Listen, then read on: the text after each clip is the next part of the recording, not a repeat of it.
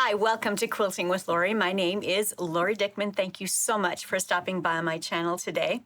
We are going to be working on what I'm going to be calling the Lazy Quilter's pattern. It is so simple but so satisfying because we're going to be using up your scrap stash. So before we get started, I want you to put me on pause and then head over and grab your 5-inch container bin and your 2.5-inch container bin and bring those scrappy bins back to your table and your video, and then let's get started. So for the center of this quilt, we're going to start out with 16 patches, and we're going to use those 5-inch squares and make these very large 16 patches. And they're 18.5-inch blocks at this point, but I decided we're going to do something different with each of those 16 patches and just make it even more interesting. So this is a real scrap buster. You're going to use your 5-inch squares. You're going to use your 2.5-inch squares. What I did when I pulled out all of my 5-inch squares, I actually went through and grabbed a bunch of the dark blue, all different kinds of 5-inch dark blue fabrics. Some of them will have a lot of black in them, but they're very dark. I'm going to use those for the outside border. So I pulled those aside, and everything else, it's kind of a mess right here, but everything else I'm going to use for the center of this quilt. I'm not going to use the really light 5-inch squares, but the mediums and some of the darks.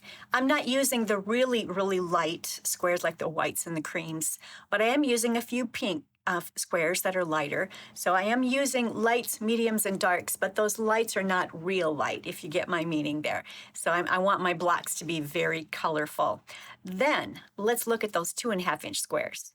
So I told you if you wanted, you can set aside some of those darker, and you can choose any color you want. I just saw that I had a lot of these dark blues, so I pulled those aside. They're going to be my border, and I have pulled a bunch of 2.5-inch squares, and these are all very light. Very, very light in value. And I am going to be snowballing 2 corners on each of these to create sort of a prairie point look in the border all around this quilt. It is such a simple quilt. I can't wait to show it to you. Before I get to the tabletop, I just want to mention to those of you, and there were so many of you, that came to the Great Wisconsin Quilt Show in Madison this past weekend. It was so much fun. Many of you attended my classes. I had a wonderful time, and I hope that all of you did as well. Thanks so much for coming, and there's so much information that's out on the website. The show has posted all of the winners. You'll definitely want to check out all those gorgeous, gorgeous quilts that have won prizes. And it was almost being on color overload when you walk through the display of quilts. There were so many beautiful quilts. So I had a wonderful time. Now I'm back, and I have so much for you this week. Today I want to share this scrappy quilt with you. This was an idea that's been rolling around in my head. I also will be introducing the block of the month, which is Spring is in the Air, and I'll be doing that in about 2 days. For those of you who are members of my YouTube membership level 2, the block of the month level 2, you are going to get an email in the next couple of days with the actual pattern for that Spring is in the Air quilt. So you'll get the part number 1, and we'll be working on block number 1. And you'll get to see it. If you'd like to join my membership, I have 2 different levels. There's information in the description box below. Check that out. Listen to the video. It'll tell you all about it. And then later this week, I have another pattern that I can't wait to share with you. It's another great scrap buster, and for the one that we're going to be doing later this week or early next week, one or the other, it's going to be using 9.5-inch squares and 1.5-inch strips predominantly. There are a few other things in there, but make sure you get your scrap stash ready to go with those things. So now let's get to the tabletop and see how to put today's quilt together. So this is the 16 patch that I've put together. As you can see, I just started placing squares on my table here and sewing them together. I like to sew them in 4 patches, and then I sewed the four patches together. And I think I'm going to share with you today how I put my 4 patches together. I've had a viewer or 2 who are new to quilting, and they have asked in a previous video how to put the 4 patch together. Not everyone is familiar with that, so I'm going to share that with you. There is actually more than one way to sew a 4 patch depending on what you start with. But since we're starting with our scrap stash, which is all squares, I'm going to show you that technique here in just a minute. But as you can see, we're starting out with a 16 patch, so that's 4 different 4 patches sewn together. Then what we're going to do after that is we are going to cut 2¼ inches off on each side of the center of each of those 16 patches, and we're going to switch things around, and it's a disappearing 16 patch is basically what this is. Now, you can make your quilt as large as you want. You know me, I have hundreds of quilts in my home. Many of them are for lectures, etc. So I don't make large quilts anymore. I just don't have room for them. So I'm going to make more of a wall lap quilt. So I think I'll make a total of 4 of these, and that will be the wall quilt. You might want to make a lap quilt. You might want to make a queen size quilt or even a king size quilt. Maybe you have a ton of these 5-inch squares that you need to use up. So you have fun and make it as large as you want. But we're going to make each of our 16 patches a disappearing 16 patch. So I'm going to show you how to do that. All right, so because we are using our Speedy Solutions Scrap Stash, which is pre-cut scraps, we're using 5-inch squares in this case, we are simply going to sew the squares together. And the way that I like to do this at my sewing machine, I'll take this to my machine, I'll lay it out the way I want it, then I will flip over the right on top of the left, and I will start stitching 1/4 inch down this side right here, and this will be right there on my sewing machine. I'll grab it and continue stitching right on down until I have these connected. And so they're connected with a thread. I call this webbing it together because this set of blocks and this set of squares are connected with a thread. Then you'll open it back up and pretend these are sewn, and I'll show you this in a minute. And then you're simply going to put this together and sew it across. Now, what I found for this 16 patch, typically, and what I did do is I just nested all of my seams, which means that you put your seam allowances together and you've nested your seams so that they're laying, both seams are laying one direction and the other direction, which helps the bulk. And that works out beautifully. The only problem was, once we do the disappearing part of this and start putting things back together, sometimes the nesting seams are not nesting in the right direction. So you might want to consider pressing all of your seams open for this pattern, just so that you won't run into that issue that I ran into. But it's not a big deal. You can certainly make the seams nest in the proper way. You just force them the other direction. You might have to clip a seam or something, but that's what I ran into for that, and I just wanted to mention that to you. So maybe press your seams open, and then you won't have the issue where the nested seams are going in the wrong way after we do the disappearing part. So what I'm going to do now is take this to my sewing machine, and I'm starting at, this is the top for me, it's the bottom for you, but I guess I should put this like this so that it's the top here. Now this is the top for you at this point. Everything is upside down on camera here. But you'll start sewing up here 1/4 inch all the way down and just continue sewing all the way down so that you've got these two connected. And then I'll bring it back and show you what that looks like. All right, so I have these two sewn. As you can see, it's sewn straight down there. It's connected with a thread. And now I'm going to open it up. And this is the point where we're going to flip this together. And if you were to nest these seams, you would push one seam this direction and the other seam that direction. And then they nest really nicely. I think you can see that. So that is something that you can do for typical 4 patches and 16 patches. And as I mentioned earlier, when we do this disappearing part of this, it does make some of the nested seams, they're going in the wrong direction when they butt up with another set of disappearing squares. So what you might want to consider is simply pressing the seams open here. So what I've done here is just pressed it open like that. You can finger press it at this point and then pin it so that that seam stays perfectly where it needs to be, and then stitch across the entire length of that seam. The black is finished. This is a simple 4 patch, and I have pressed these seams all open so that everything will lay nicely and we won't have any seams butting in the wrong directions when we do the disappearing patch for this particular block. So we need to make a total of 4 of these 4 patches to create the 16 patch. And here is one. Let me move these two out of the way. So again, when you create your 16 patch, you're basically doing the same thing as you did with a 4 patch. Just think of each of these as a square, and you're again putting this one with this, sewing the seam, putting this one here, sewing the seam, and then sewing it across the bottom. And you have a 16 patch. Now, the 16 patches, these 4 patches should measure 9.5 inches. And these 16 patches should measure 18.5 inches, I believe is what it was. Let me make sure of that. Yes, 18.5 inches. Now here's what we're going to do. We are going to make this a disappearing 16 patch. And to do that, you're going to find the center seam in both directions. And you're going to take a nice long ruler that extends beyond both edges. And because each of these little blocks here is 4.5 inches, we are going to take our ruler and line it up on, line up the 2 1/4 inch. Guess I better flip this around so I'm doing this correctly. The 2 1/4 inch line on that seam line. So we're going to be cutting at 2 1/4 inches here, and we'll still have 2 1/4 inches right there.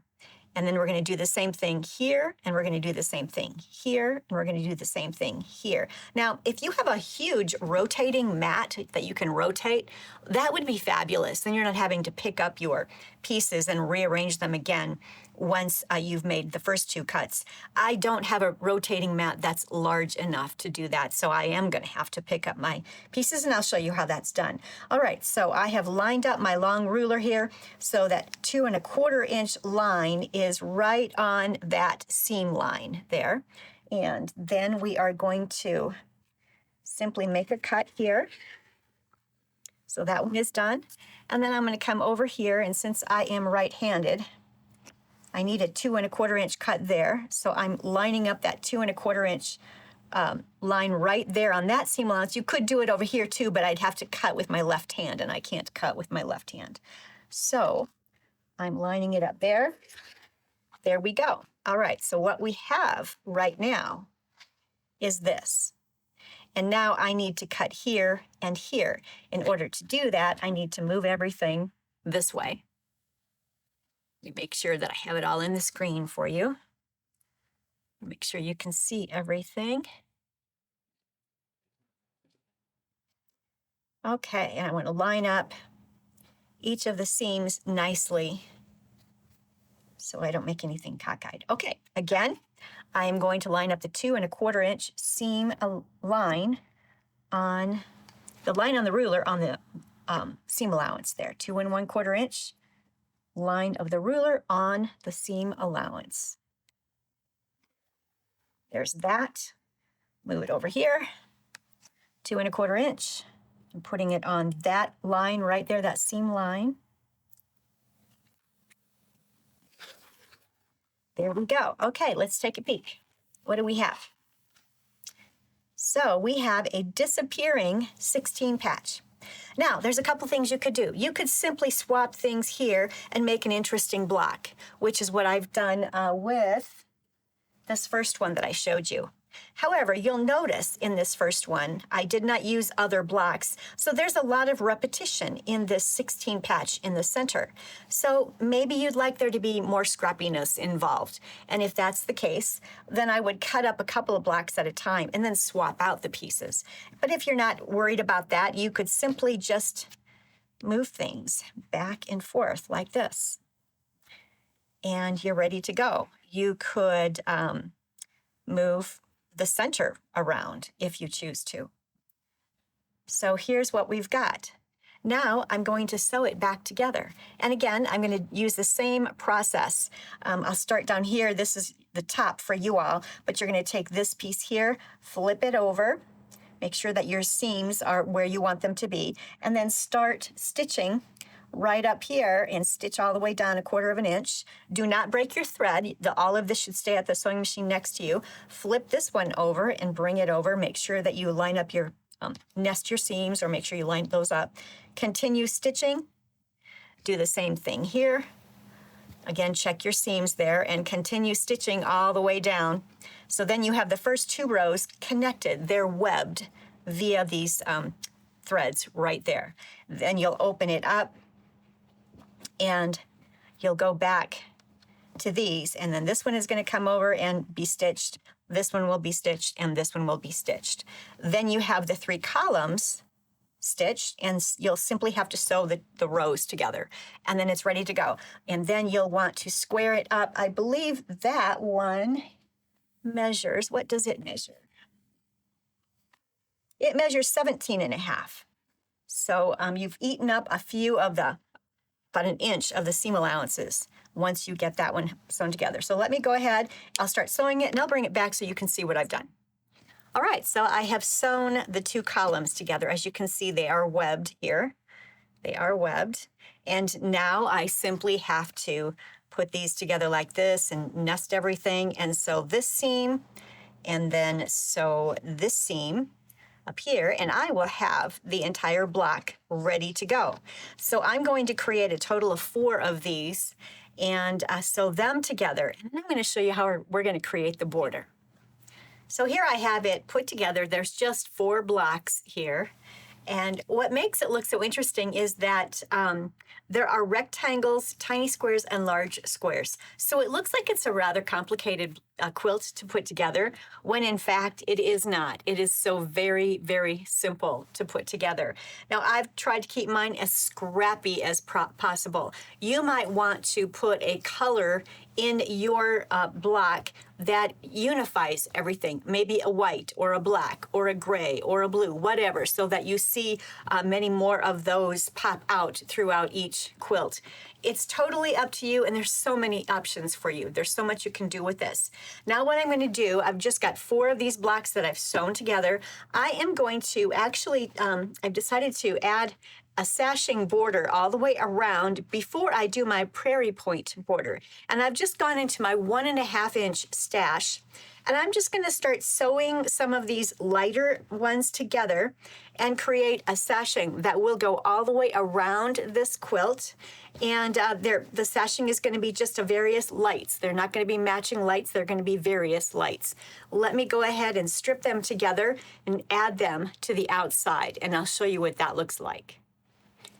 All right, so I finished the center of my quilt, and I've added the 1.5 inch wide borders all the way around. I pieced together my lights, and I just went ahead and put it all the way around the quilt. Now, if you want to make the border that I am doing, it's kind of a little unusual in that once we took our 16 patch and we cut it into disappearing 16 patches, we reduced the size of these blocks in the center.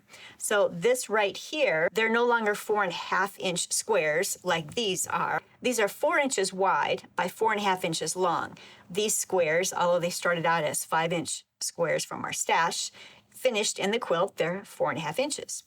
These started out at 5 inch squares, but once we started cutting into them, they're now rectangles, and they're 4 inches wide, finished in the quilt, by 4.5 inches long, finished in the quilt. So in order to make sure that my prairie points match up to each of these, I'm using a 5 inch blue square here. I'm using a 5 inch blue square here, but I simply cut off a 1/2 inch so that I've got the rectangle. It's still 5 inches long, but it's only 4.5 inches wide. And then I'm doing the prairie points. Now you will notice also that my prairie points are a little different as well. I am using 3 inch squares to make the prairie points on the 5 inch blue square. That allows it to overlap so you don't lose your point. For these 4.5 inch wide by 5 inch long blue squares, I am using the 2.5 inch squares to make my prairie points. Therefore, when I sew this 5 inch square to this 4.5 inch rectangle, it's not going to match up here. And I don't mind that. I kind of like the wonkiness of it. And that's the only way that I can make them match up beautifully all the way down. And to make the prairie points, you're simply going to take a square. This is the 4.5 inch wide by 5 inch long. This is the rectangle. And I'm simply going to lay that light square, this 2.5 inches, right sides together. You can draw a diagonal line, so from corner to corner, and then trim away the excess, fold it out, then take another light square and lay it across there. And it will overlap some of that other square, which is good. And again, draw a diagonal line, stitch that, trim away the excess, and then fold it up. And then you should have this little 1/4 of an inch fabric there that is important, because then when you sew this border to this part of the quilt, you're not losing your points. So this is a 5-inch square. This is a 4.5 by 5-inch rectangle, 4.5 by 5-inch rectangle, 5-inch square, 5-inch square. And then I will have two 4.5-inch by 5-inch rectangles, and then I'll have a 5-inch square. And that's how I'm going to put that together. I will need to ensure that I add some sashing here and some sashing at the other end so that it corresponds to these two ends here. And that's how I'm going to put my sashing together. So I'm going to go ahead and stitch it all together and bring it back so that you can see it. So I've put together 3 of my borders already, and I've attached them. You can see it on here. I did have to include sashing all the way around that outside corner, and I'm just using a 5-inch square in the outside corner, but I've got sashing all the way around. We've got the 5-inch blue square, which got snowballed with 3.5-inch squares. And here we have 2 rectangles, 4.5 by 5-inch, that got snowballed with 2.5-inch squares. Here's a 5-inch and a 5-inch, again, snowballed with 3-inch squares. And here we have 2 4.5 by 5-inch rectangles that are snowballed with 2.5-inch squares. And there's another 5-inch square snowballed with 3-inch squares. And then, of course, my additional sashing. I've got 1 more row to put on this quilt, and I'll have it done. So I'm going to go ahead and get that done and get it up on the wall so you can see the whole quilt. So here is the quilt with its borders. I love how it turned out, and what I especially love is being able to use my scrap stash and just make up some beautiful, colorful quilts with my stash. So this one involved 5-inch squares, 2.5-inch squares, 3-inch squares, and my 1.5-inch strips in the light color. And I think what I'll do once I quilt it, I'll probably bind it in a blue, a deep blue as well. But I love how it turned out. I hope you enjoyed, and I hope that each and every one of you makes one of these. Here is one of the blocks right there. Here is another block right here. And of course, you see the 16 patch in the center. And when it's all put together, isn't that amazing? The beautiful design. It's kind of a plaid design that pops out. I love that. Let me know if you plan to make this disappearing 16-patch quilt and what size you plan to make it in. Are you going to use the borders that I have created here, or are you going to create your own borders? I'd love to see pictures of your quilts as well. Please don't forget to post them out on my Facebook group page, Quilting with Lori, Scrap Up Your Stash. And if you do like the content that I provide, please don't forget to like and subscribe and leave a comment. I love to read the comments from my viewers. And so until next time, happy quilting.